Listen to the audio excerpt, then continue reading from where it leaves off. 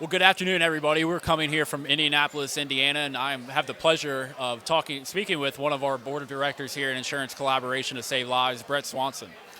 And Bret, we're in your home state of Indiana, and talk to me a little bit about your background and how you got involved with the Insurance Collaboration.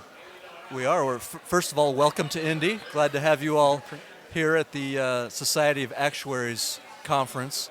So I do economic and technology research. I deal with a lot of data.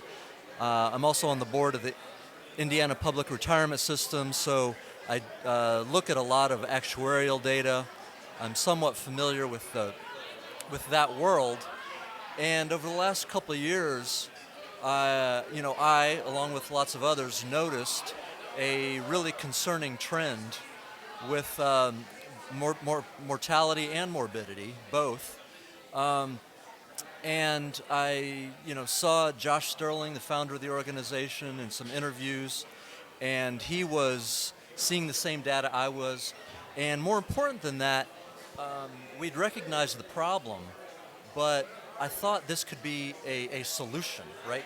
To work with lots of like-minded people in the industry to propose solutions to improve health and get the word out. And so I liked the fact that Josh and the group had come up with a positive, proactive way to deal with this really big issue.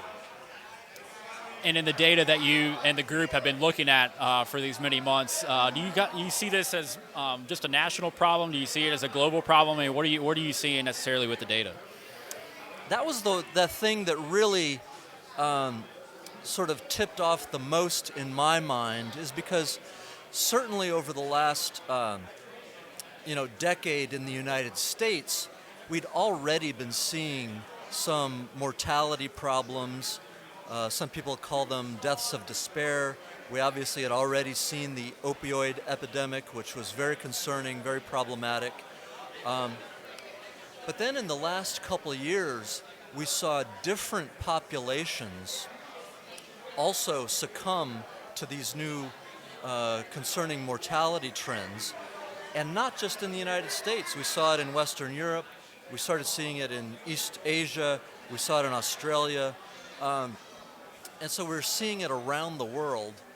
And that, to me, said that this is part of something of a new phenomenon, and we really need to get on top of this to understand the data, understand the demographics, understand the biology and medicine, and hopefully, if we can understand all those things, we can work with industry partners to, understand the, potential triage, diagnosis, and potential treatments. Absolutely. And discussing with your colleagues or peers or those throughout the industry, what's kind of the feedback that you've gotten in looking at this data and the feedback that you've gotten about your work with the Insurance Collaboration to Save Lives? I think it's opening a lot of people's eyes. Again, they saw some of these pre-existing trends, like I said, with the drug overdoses and that whole wave. But this new set of issues affecting even larger sets of the population, once they see the data and once they see that it actually is a worldwide phenomenon, their interest is certainly piqued. And I've been encouraged that we've been making consistent inroads with larger and larger groups of people, whether they're in the insurance industry, in the health industry, or just everyday people. And so I think we're making a lot of progress. I think you are correct, and we are very excited to be here in Indianapolis, and we very much appreciate all the work that you've been doing as a board of director here at the Insurance Collaboration to Save Lives. Thank you. Appreciate it.